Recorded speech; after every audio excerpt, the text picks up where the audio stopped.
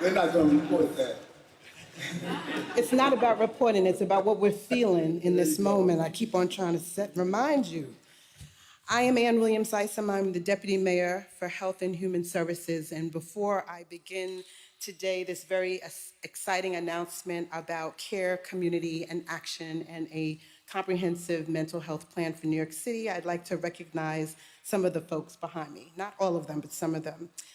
The Chancellor of New York City, David Banks, Commissioner Sadia Sherman from the Office of Equity, Social Service First Deputy Commissioner Jill Berry, Department of Youth and Community Development Commissioner Keith Howard, Chief Medical Examiner Dr. Jason Graham, Health and Hospitals President and CEO Dr. Mitch Katz, Dr. Omar Fatal, also from Health and Hospitals, Executive Director of the Office of Community Mental Health, Eva Wong, and of course, the city's doctor, our Commissioner for the Department of Health and Human Services, Dr. Ashwin Vasan.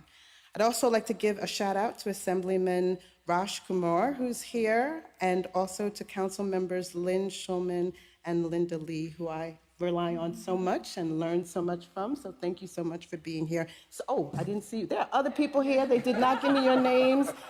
Councilman Brachna Abreu, who else am I forgetting? I'm so sorry. They'll give me your names as we go along.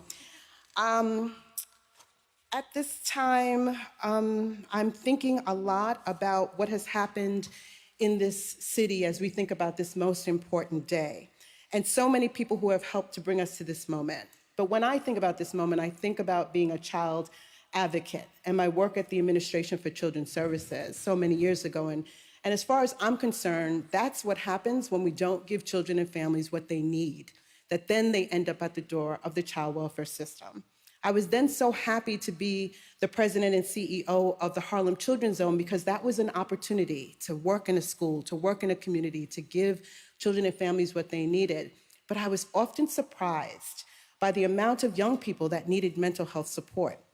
I used to have second graders that were drawing pictures that would be, that showed suicidal ideation, second graders. I would have 10-year-olds that were so depressed that they couldn't do their schoolwork. Dr. Lindsay would talk to me about that because we see the suicide rates for African-American boys. And then my special group, my high school kids, when I would get those knuckleheaded 16-year-olds to finally decide after months and months that they wanted to talk to somebody, because whether you're the victim or the perpetrator of a crime, it affects you. And so when we were together and I finally get them to connect, they would say, Miss Ann, is there a Black therapist that I could talk to? Is there somebody that looks like me? And so I would run around in Harlem trying to find a Black man to be able to talk to these young brothers that wanted to find some care. That's what I think about today when I think about standing here. I think about the statistic that 40% of Latino and Black young people report experiencing anxiety, depression, or associated conditions, which are compared to 30% of their white people or white children. Nationally, we have witnessed these numbers climbing even higher. Another alarming statistic that I know that you all know, but I decided I wanted to say it today. There are 8,500 young people across the city that lost a parent to COVID. Think about that. We know much of that was felt in Black and brown communities in areas from Elmhurst, Queens, to Brownsville and Brooklyn, and so many places in between. Many of us are working with those families and know those families. I was talking to the first deputy mayor today, and both of us were very emotional about today because we feel personally affected by these issues. But I bet you if I asked you all to raise your hands, we would all raise our hands because we've been affected by the issues of wellness and mental health during way before the pandemic and certainly more during the pandemic.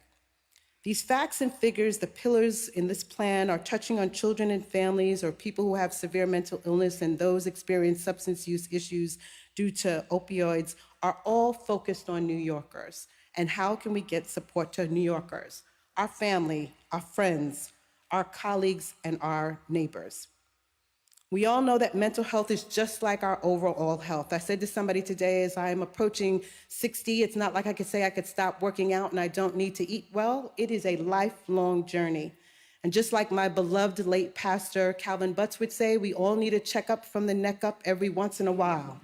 And so this is something that we have to do all the time and for a lifelong. It is why this plan centers on persons, centers on the family, and centers on everyday New Yorkers with love. And yes, I'm going to always start and lead with love, with dignity, care, respect, and supports, and making sure that we have a long-term commitment to people's well-being. Over the past year, we've saved lives with our programs that serve folks with a history of overdose. We've connected people with severe mental illness to shelter and care they deserve. And we have so much more to do. So thank you, Mayor Adams, for today, and thank you for your focus on this issue. I'm excited today, and I am energized. And the reason I'm energized is because I know that despair is contagious. I also know that hope is contagious. And for me, today is about the hope and the promise of what we as a community, as an administration, and as a city together can do for this very important issue. Now I'd like to turn it over to my friend and colleague, Dr. Ashwin Vasan.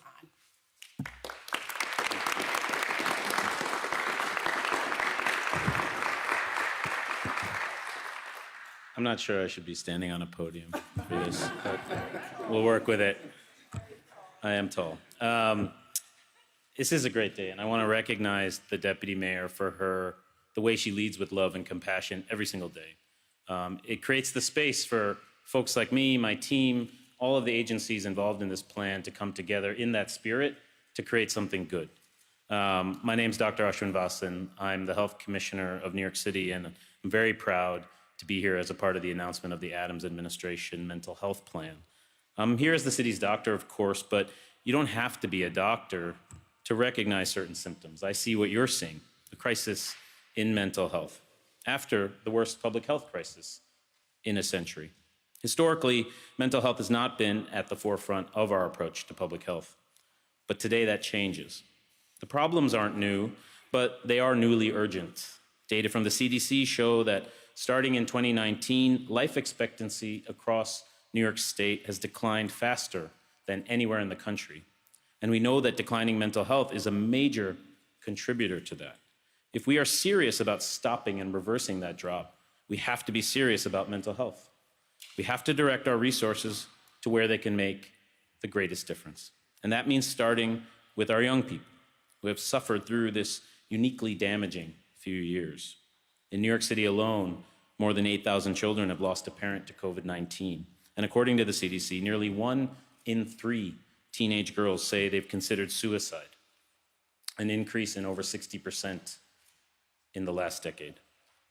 As a parent of 3 small children, including a young daughter who will soon be a teenager, these statistics hit home.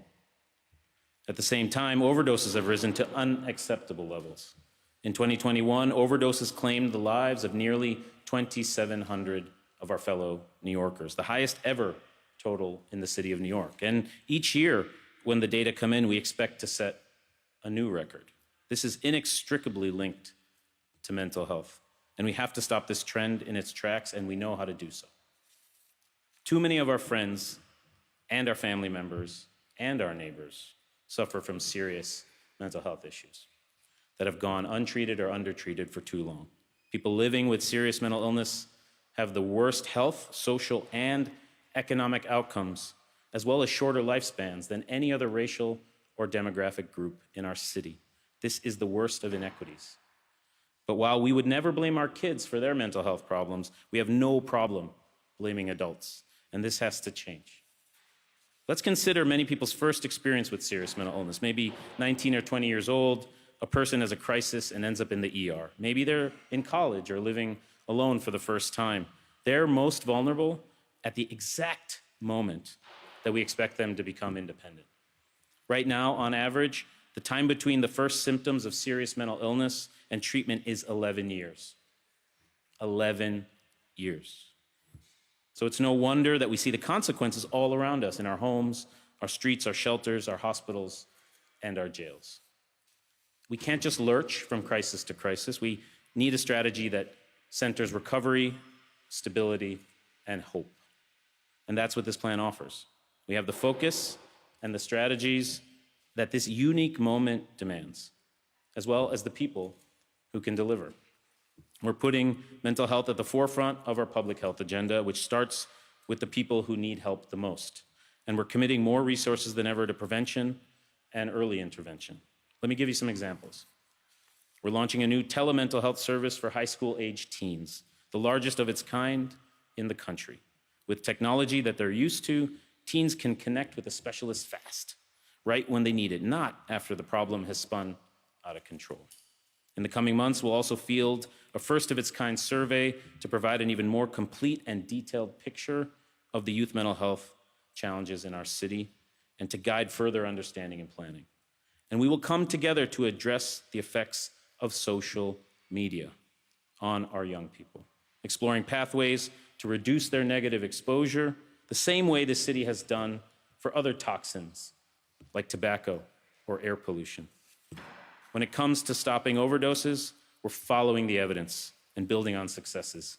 Since launching the nation's first publicly recognized overdose prevention centers in 2021, hundreds of deaths have been averted. And I want to recognize Sam Rivera here from On Point, who's joining us here today. Their work has been life-saving, transformative. Yes, please, give it up for Sam. We will expand these centers and make them 24/7, while investing even more in harm reduction, along with care and treatment. Too many New Yorkers living with serious mental illness lack health care, housing, and neighborhood supports. The city's plan aims to double the number who are connected to community-based care over the next 4 years. And as a part of this effort, we will expand mobile treatment capacity over the next year to serve more than 800 additional people with high service needs. And we will also expand access to life-saving, rehabilitative psychosocial clubhouses. And this plan is just the beginning. And I know we can do it because we have the right approach with the right people in place at the right time. The mayor's commitment to mental health is a major reason I agreed to serve. And his commitment to public health is clear every single day. This administration deeply understands how the mental health crisis has contributed to the unprecedented drop in life expectancy in our city, our state, and this country. We have the strategies and the resources, and above all, the will to do something about it. And as the mayor said, we have a better understanding than ever of how interconnected the brain and the body are. It's time our policies and our programs reflect that as well.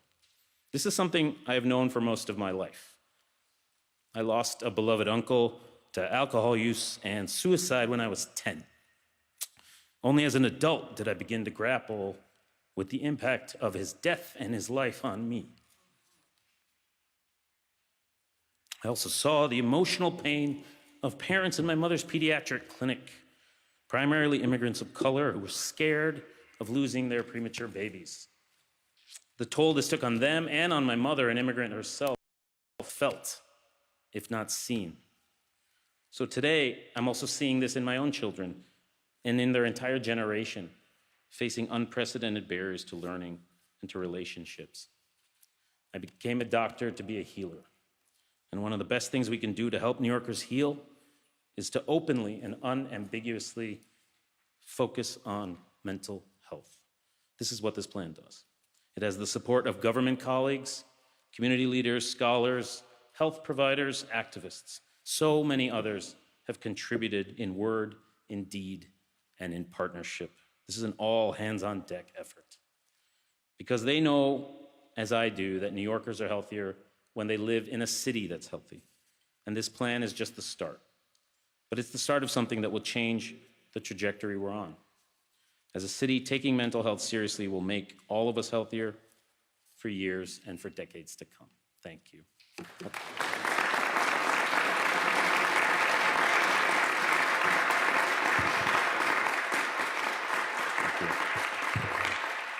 And I'll now turn it over to Eva Wong, the Director of the Mayor's Office of Community Mental Health. Thank you.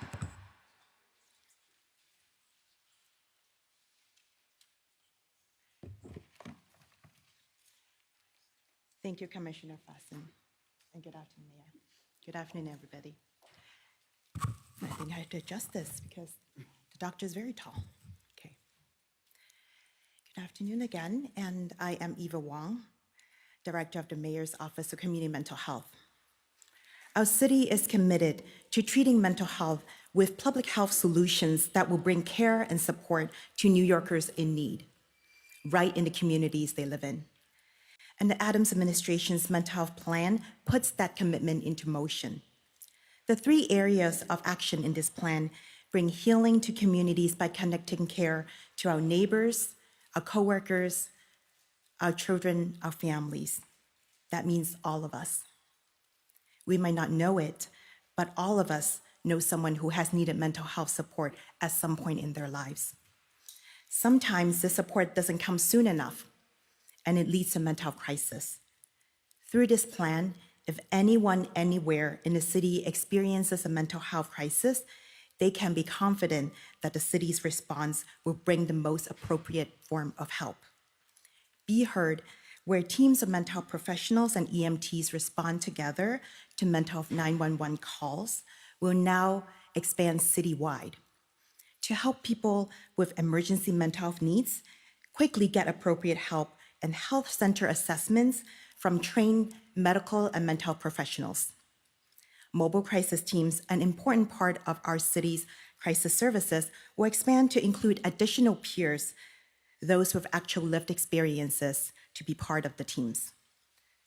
The mental health plan also focuses on bringing much needed care to our children and their families.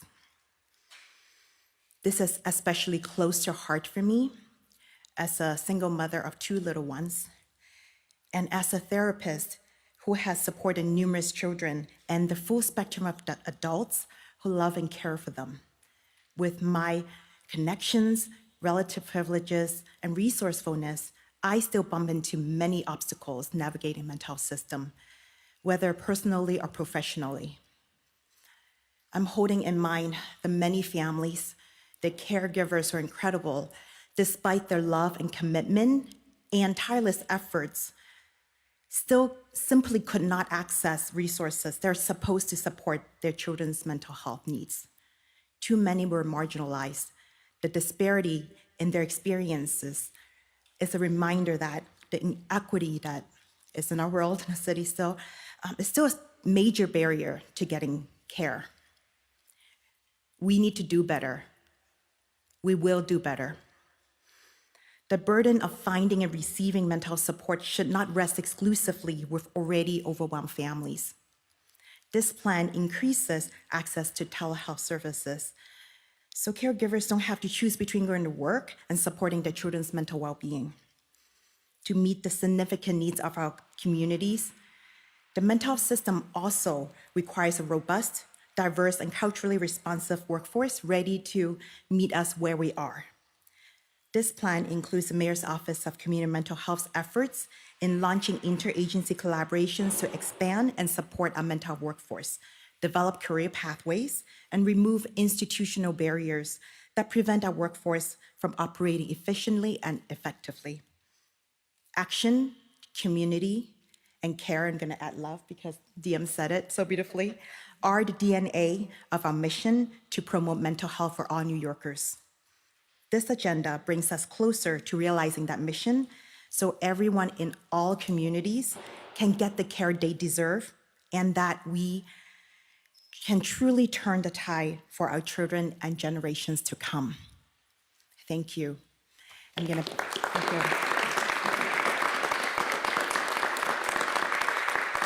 I'm gonna pass the time back to the mayor to answer some questions.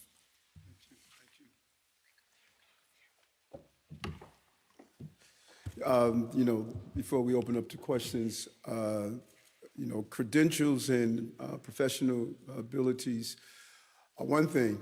As I was leaning over talking to the chancellor, when this administration is over and people do a real analysis of it, you're going to notice the life experience that we brought. And we're not doing this work because we're trying to fill our job descriptions. Many of us have reached into our lives, and we see that we have an opportunity now to fix the things that we've witnessed throughout our lives. And, the issue of mental health is not something that we are embracing just because it's a popular terminology that people use today. I'll never forget the first time I met Dr. Fassan when I was doing my mayor classes during the time I was running. I just took a note and stated, I got to get this guy on my team somehow, some way. He just understood. He understood the clubhouse model. He understood the depth of it. He understood every part of it. And when he stated that he was going to join me in pursuing this, it was a very significant part of our administration. And if you don't see why he is playing this important role, then you just will never get it. Because sometimes we become so jaded as human beings that even when someone authentically care, we find reason to find that they don't care. Well, you know what? Just get over it. This guy is the real deal. And he produced a real document. I cannot thank him. And I thank all of you. Thank all of you. We were up in Harlem. You stopped me on the street. We started talking. You told me to come visit your location. We went around to see your overdose prevention center, Sham DeBaron. You know, we were hanging out in the street together, sleeping out together. And so these are real people. And, you know, I know what it's like. 22 years, it was clearly my son and my love of my son that allowed me to stabilize after those 22 years of seeing the things that men did to men in this city. And listen, you don't leave 22 years of police in this city and don't feel a part of you has been destroyed. As we saw today, my heart goes out to that young officer who appeared to have taken his life. His dad was a retired sergeant. The officer was involved in an officer-involved shooting, and I spoke with him. Energetic, young, beautiful young man at the prime of his life, enjoyed saving people. We don't know the impact of what happened, but it's just a real pain for our city to lose a young man of that nature. And we should think about that every day when these officers are placing themselves on the front line, protecting our city. And so this is a huge step. And we stated it then. Someone stopped me on the streets and said, you're not doing enough about mental health. You don't care about people with mental health. And I said, ma'am, this is January 3rd. Just got here of 2022. You know, we just got here. And everybody was asking us, when are y'all gonna do this? January 2nd of 2022. Why isn't the crime down yet? Why isn't the subway clean? Why you clean up all the homeless? But we showed discipline. And we understood that we couldn't listen to the noise. And we raised things in levels. And you're going to start to see the city, the subway system, crime, mental health issues. You're going to start to see the evolution of a city with a group of disciplined people that are not allowing people to have us just have a knee-jerk reaction to systemic problems. This is the second phase of what we stated we were going to roll out. That's why we're here. And there's more phases. Remember on the campaign trail, some of you covered me and some of you wrote the story. When I started talking about food and mental health, y'all demonized me and called me names, even before looking to see the research. You didn't even bother seeing the research when I did that debate that day and say food is connected to our mental health. Before even reading to see if Eric was right, you just start writing stories. What is this kook? And now all of these researchers are coming out saying food is connected to mental health. Because you know why? Because our brain is connected to our body. Duh. Your brain is connected to your body. So if something harms your kidney, why wouldn't it harm your brain? And we're going to push us into areas of dealing with what food is doing. That is why you're seeing the bad food in economically challenging communities. How much does it have an impact on the behavior of our children? And we're going to exploit that. I started talking about social media and what it's doing to our children, you know? We don't realize what social media is doing to our children. Talk to your children. Ask them what it's doing. Ask your young girls how do they feel about themselves based on what they're seeing on social media. Talk to our young people who are stealing Kia cars because they're being told on TikTok that it's a competition.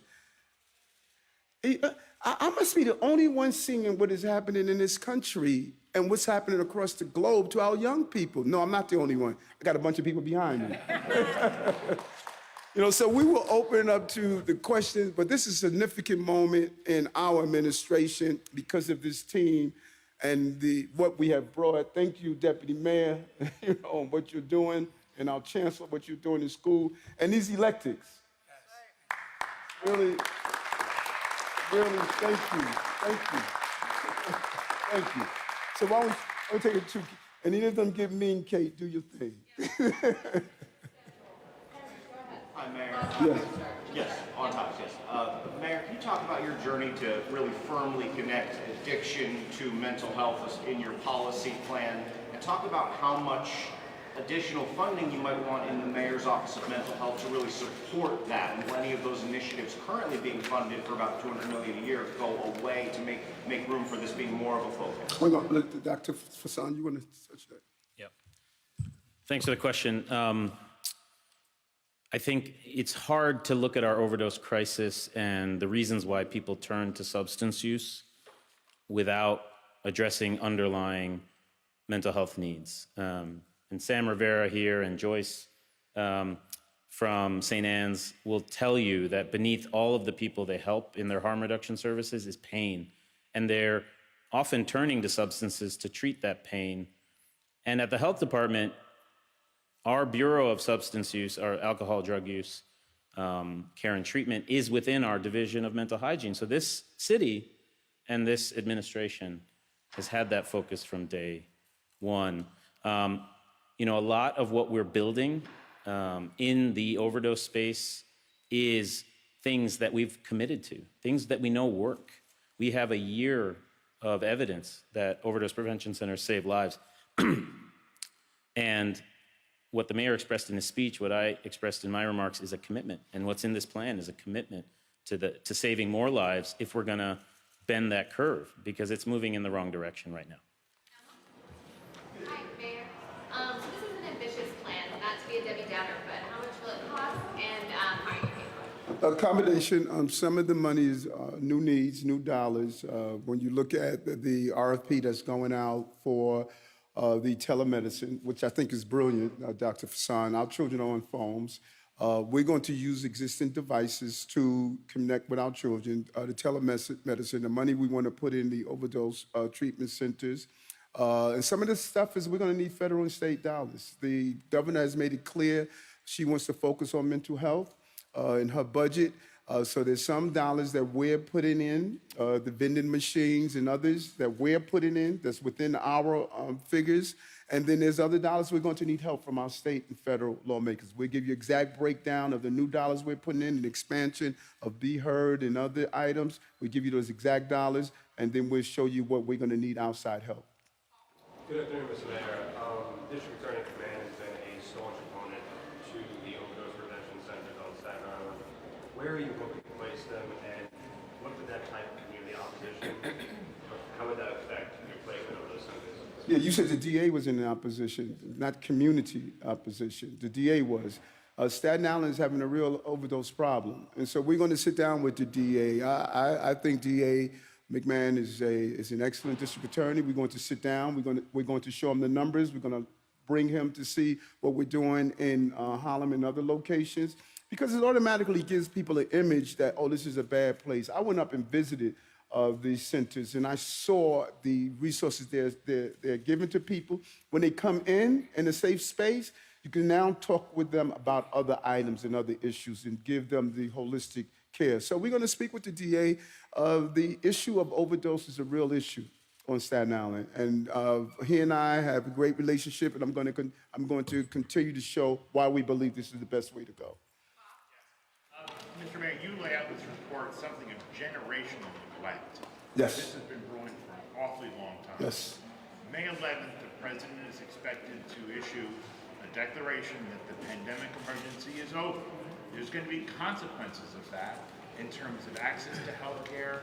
Are we not dealing with the fact that we are still in the need of a multi-year response to deal with the underlying issues? Because it appears from all the research I'm seeing, and Dr. Katz might address this, there's a connection between the lack of access to health care and the terrible body count in our city. It is, and you're right, and I'm glad you stated that. This is generations of ignoring a problem. You know, Dr. Fassan stated it's almost 11 years before the initial cause to the proper diagnosis, and even when it's diagnosed, we just never really respected it. And in many communities, it was a cultural hidden silence. You know, you were not allowed to come out and say, I'm feeling depressed. I'm going through these feelings, and no one was there to give you that safe space. And I think Deputy Mayor Williams-Isom said something that probably went over all of our heads, that you're not racist because you say, I want to speak to a black psychiatrist. I want to speak to a psychiatrist from the AAPI community. I want to speak to, you know, because there's something you're bringing in. And, you know, there's a tendency to believe that because people want to at least walk in a room and start feeling comfortable, that people tend to say, well, okay, you're trying to, you know, be racist. No, it's not. And so we know this is a generational problem. And we know that the lifting up the pandemic is going to shift costs. We've been hit right now with additional costs that's coming from the state level. But it is more costly to ignore this than to fix it. And that is what this administration, we are an upstream administration, not downstream. When I first said that, while running for office, people didn't know what it meant, but now they understand what it means. Yes. Mayor, when it comes to these injection sites, have you partnered with the governor? I know right now there are kind of pilot programs here in the city. Have you partnered with the governor to make it more permanent and to expand locations? That's our goal, and you know, there's still some clarity that's needed in the legalities. We still need clarity, but our goal is what we want to do. We have an entire year, as Dr. Fassan stated, of data. We want to now show it to our colleagues in Albany, particularly those from our New York City representatives. Some of them we have here. Assemblywoman Raj Kumar has been a real partner in pushing these issues in Albany. So the goal is to have the governor, her team, her staff see what we're doing so that we can get the support that we need. But there's some clarity that we want them to clear up for us so we can move these forward. You know, you don't. Yes. So as a parent myself of kids, I know how expensive and difficult it can be to access therapy for children and to find even availability, especially after the pandemic. A lot of therapists, psychiatrists, people who are trained to treat children in particular have left for private practice because they can earn a lot more money under much less stressful conditions. So I'm just curious, how do you ensure that there are enough trained, skilled therapists and doctors who can, you know, treat kids and that will have that the city can afford to pay? Dr. Fassan, you want to talk about it? At the back of this report is a policy agenda that recognizes the fact that this is a system, our mental health system, that's been neglected for far too long. We have more psychiatrists per capita and psychologists per capita in this city than any other city, any other jurisdiction in the country.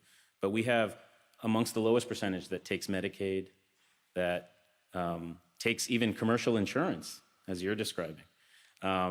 And so the work, for instance, and this administration really understands how this system works, how interdependent it is. So the work that the state is doing to increase Medicaid payment limits, to increase the upper limit of payment, for instance, for child psychiatry and for mental health, will help us build more programs in schools, for instance.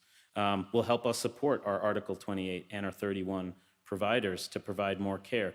But make no mistake, we have to have some serious discussions around raising the wages for human service workers, for community-based organizations. I think the step that the governor took to raise the COLA was a good first step, but there's so much more that needs to be done. I ran a human service organization prior to becoming commissioner, and I know how these salaries are driving people out of the workforce. So it's a priority.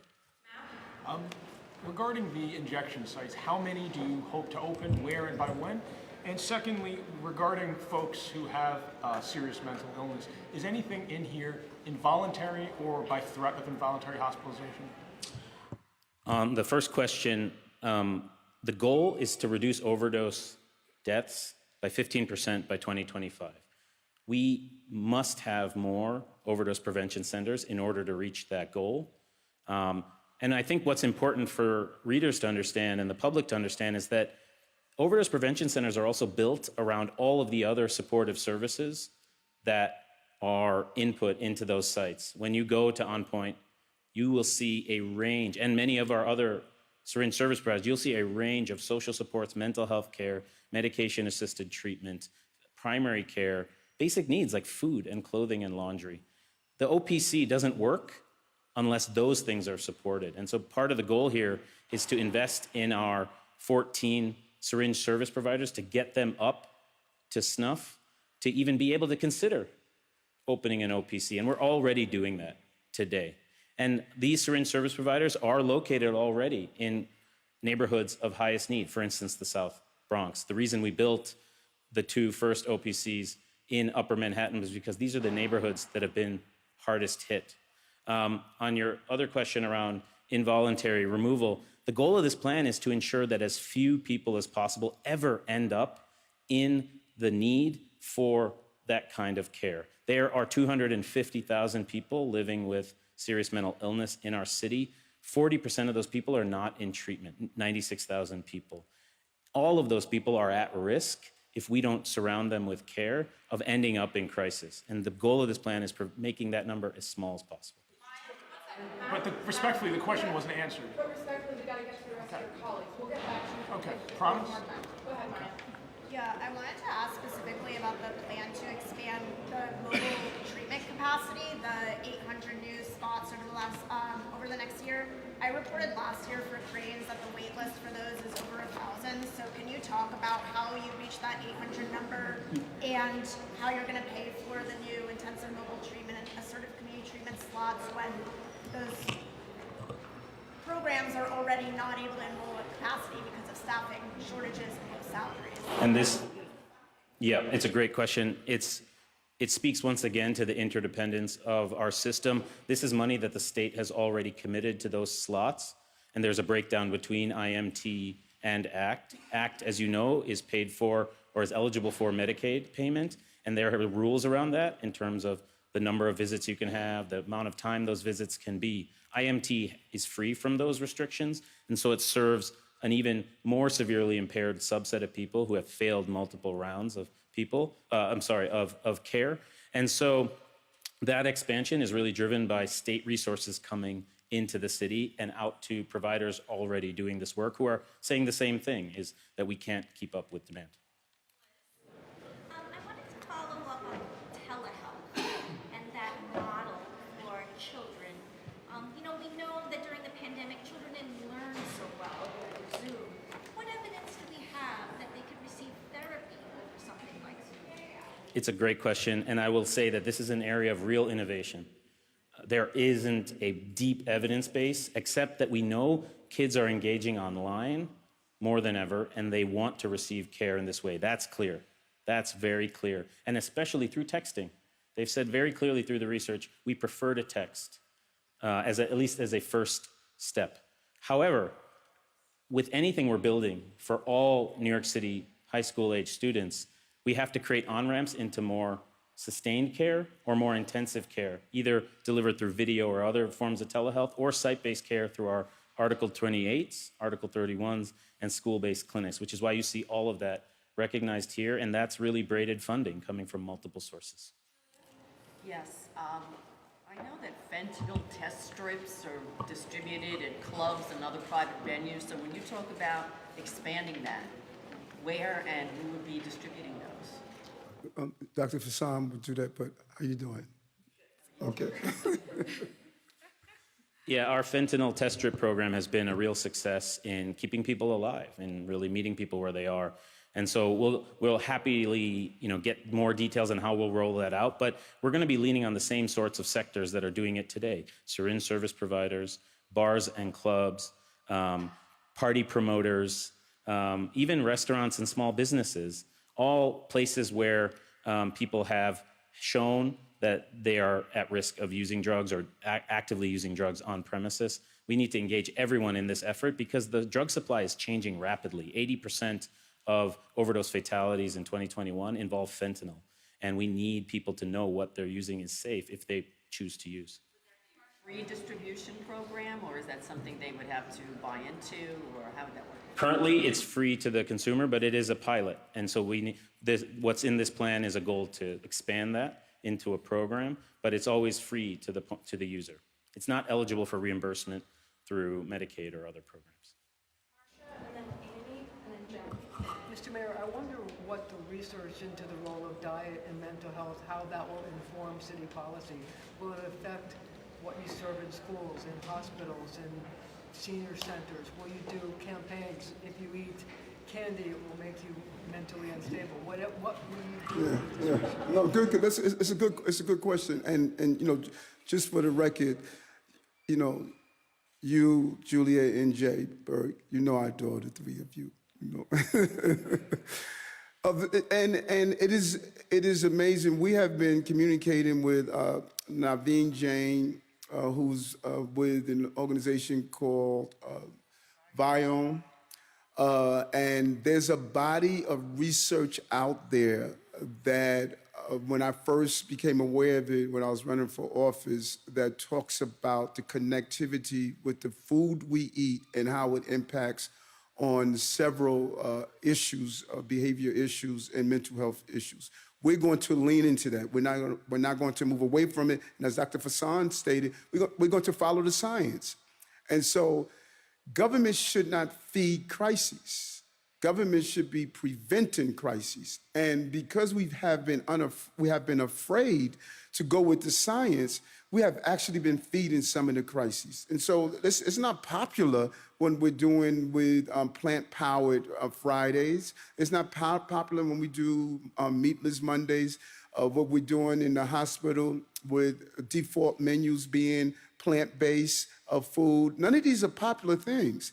But the science is telling us that we can't continue to feed the healthcare crisis. So we're going to look at the science and do a real examination of the food we are supplying New Yorkers.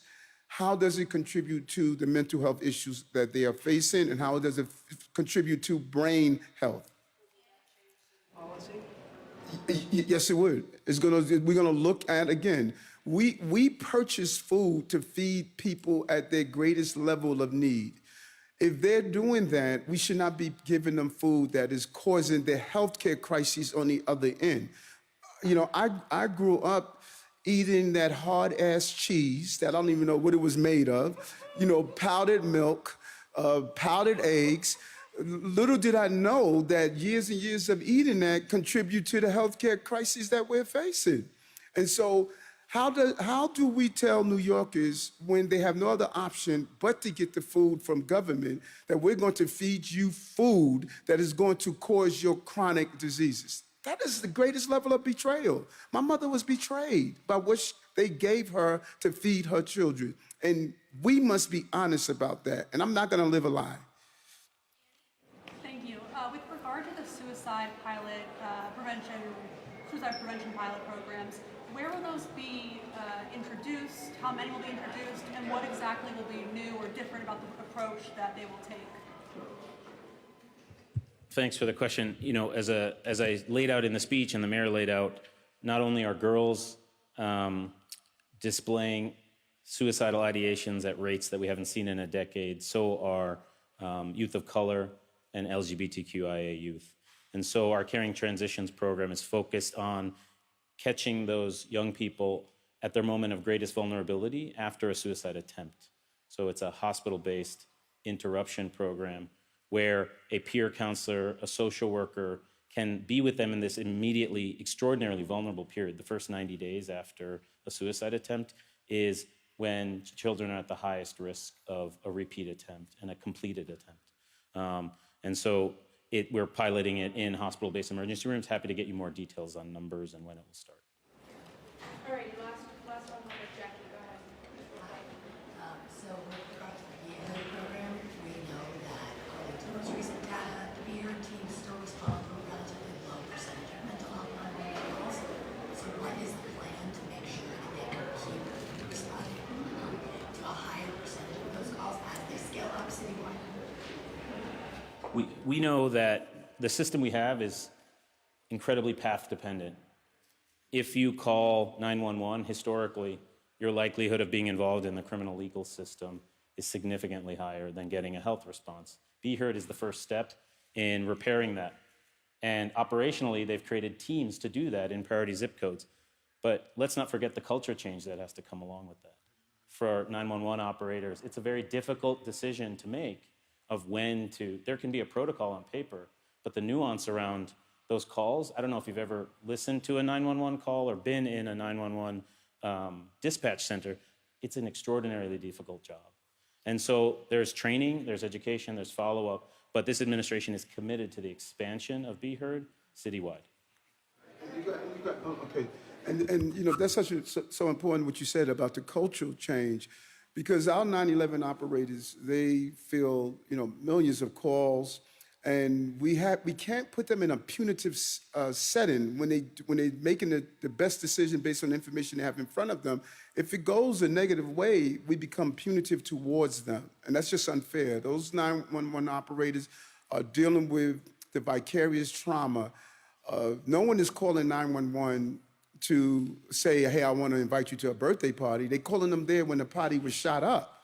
And so when you hear that all day, every day, it's a lot of trauma. And so that cultural change, that understanding, the training, and giving the support to our 911 operators is going to make this transition easier.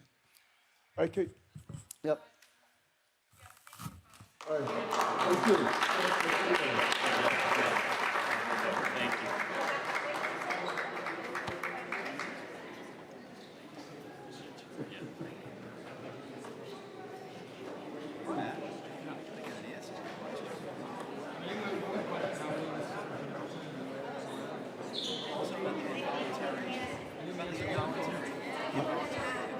Yeah.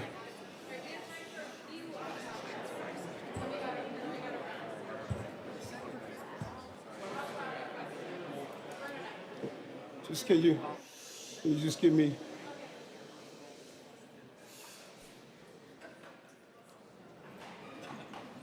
Just wanted to say a silent prayer so God can give me the patience to to answer these questions. Mr.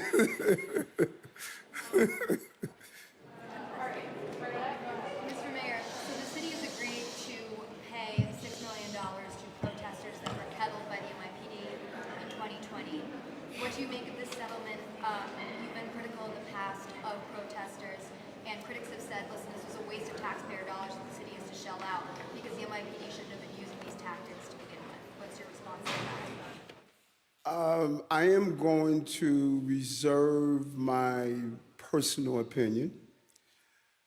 The Corporation Council made a decision, and I respect the Corporation Council, Judge Sylvia Hines-Radix, and that's the decision they made. I'm going to respect the decision of the Corporation Council.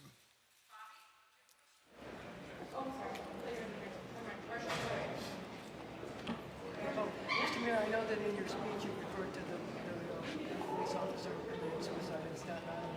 I wonder if there's any reason to believe it had anything to do with that police-involved shooting that he was involved in, and if he had let them know, and if you had any conversation with his family, et cetera, what you consider that. His dad is a retired sergeant.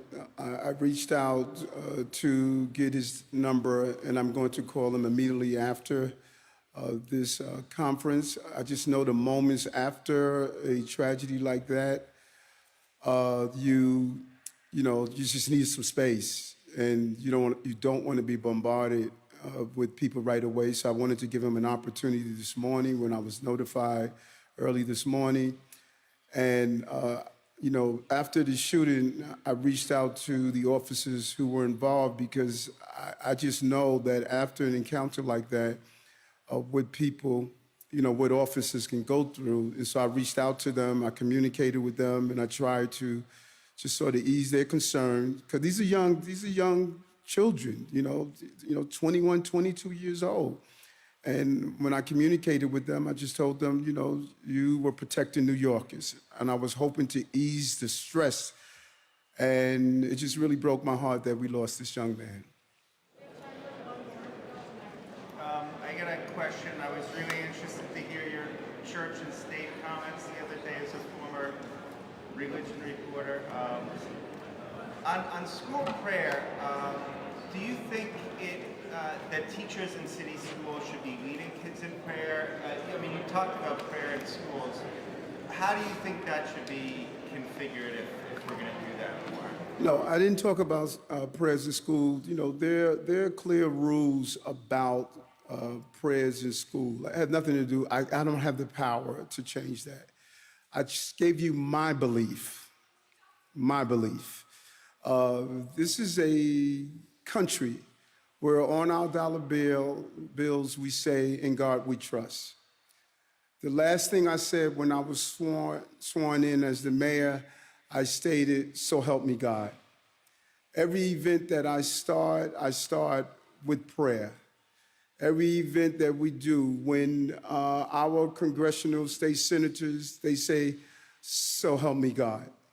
Every president but 3, at the end of their swearing in, they say, "So help me God." They all touched a religious book.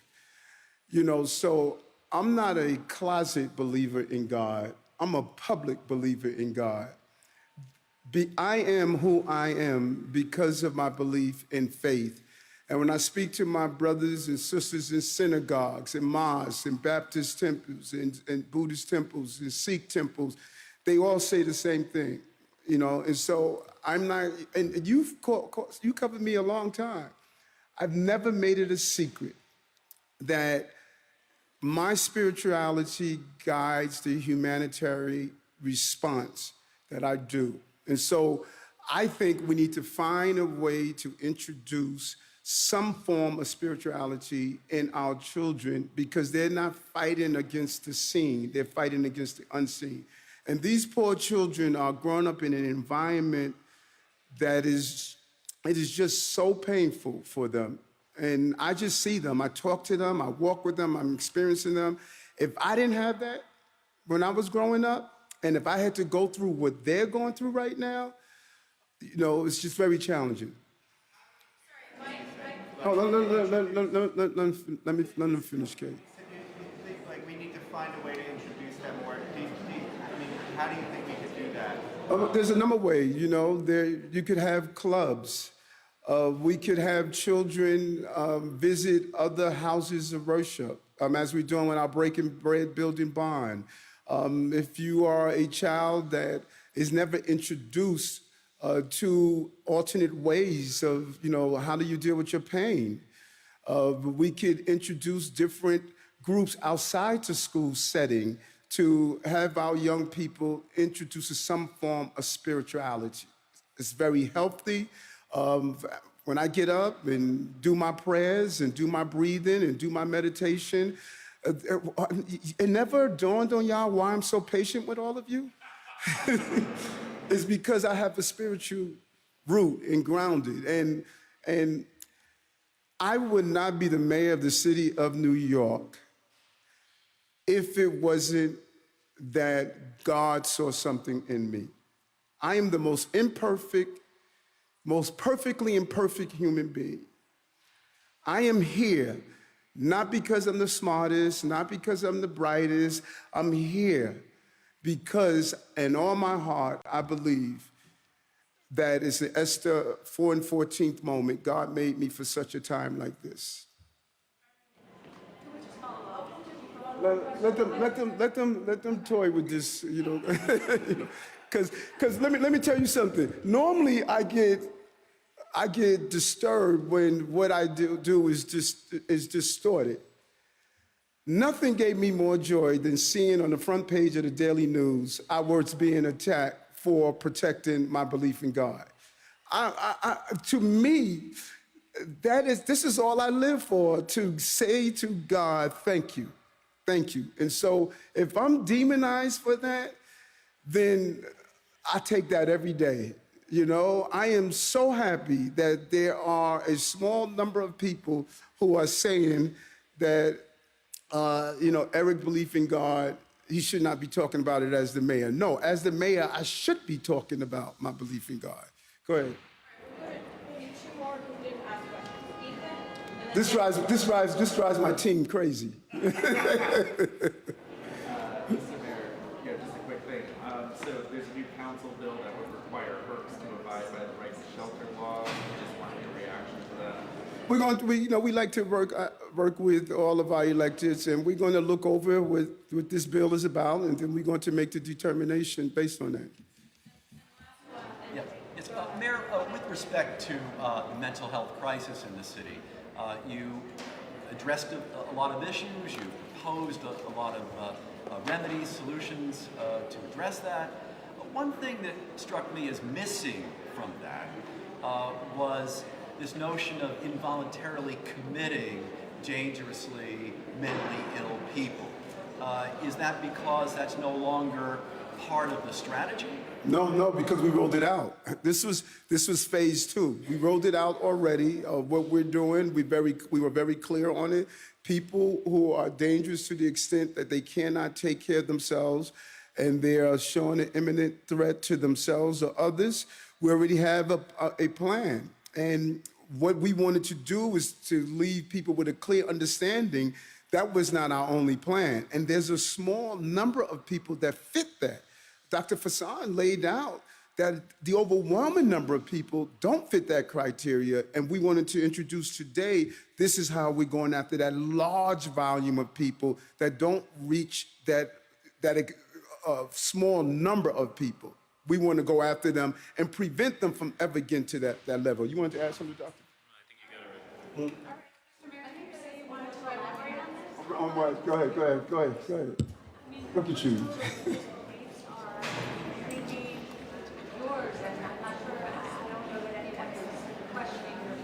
Yes.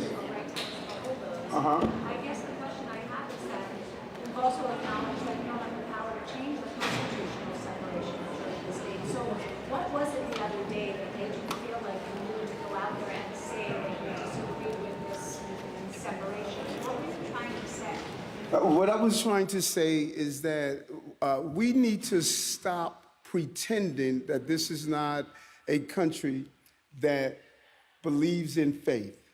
When you swear in to become a citizen of this country, you say, so help me God. As I stated, our dollar bill, in God we trust. We put our hands on religious books when we swear in. So what I'm saying to New Yorkers and Americans, let's stop being afraid that we are people of faith. And people don't have to agree with me. If you don't agree with me, that's fine. If you want to be an atheist, that's fine. But those who believe in faith, because I'm calling for all of us to do something I believe we need to do, it's time to pray. And I'm hoping that we start embracing each other, diversity and faith. That's why we're doing a breaking bread, building bonds. That is why I go to synagogues. That's why I go to mosques. That's why I go to churches. And so I don't know how one walks away, because everybody in that room understood what I said. I don't know how one walks away that I'm trying to force people who don't believe in God to believe in God. I'm telling you what I believe. Mr. Mayor, if you said mindfulness, would anyone have argued with you? You had said mindfulness. No, they wouldn't. See why I drive my staff crazy? Right. If I would have said mindfulness, everyone would have been all right. But God forbid, I say God. And so, could I just say a silent prayer for all of you? Do you always smile when you're praying, Mr. Mayor? I'm